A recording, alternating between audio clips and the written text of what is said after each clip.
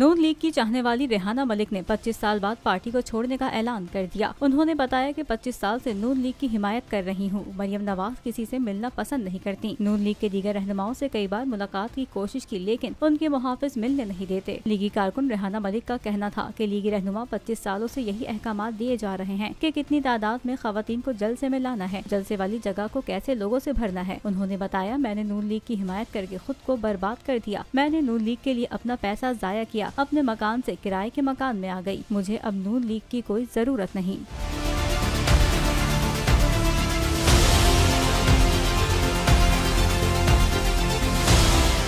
लीगी कारकुन रेहाना मलिक ने कहा, मरियम नवाज ने मुहाफिजों को हिदायत कर रखी है कि कारकुनान को 100 फीट की दूरी से बात करने की इजाजत दी जाए, कोई भी करीब नहीं पहुंचना चाहिए। उन्होंने कहा, कई बार मैंने मरियम नवाज की तकरीर के दौरान मरियम नवाज जिंदाबाद के नारे भी लगाए, जिस पर उन्होंने मुझे सराहा, लेकिन मैं समझती हूँ मरियम ने ये सब सिर्फ लोगों को दिखाने के लिए किया था।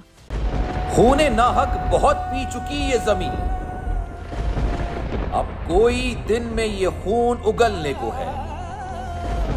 खत्म हो जाएगी ये तमाशागरी, वक्त पलटेगा रोजे जजा की तरह। ये जो पेशावर में ताजा लहू है बहा, एक क़यामत करेगा फलक पर बपा।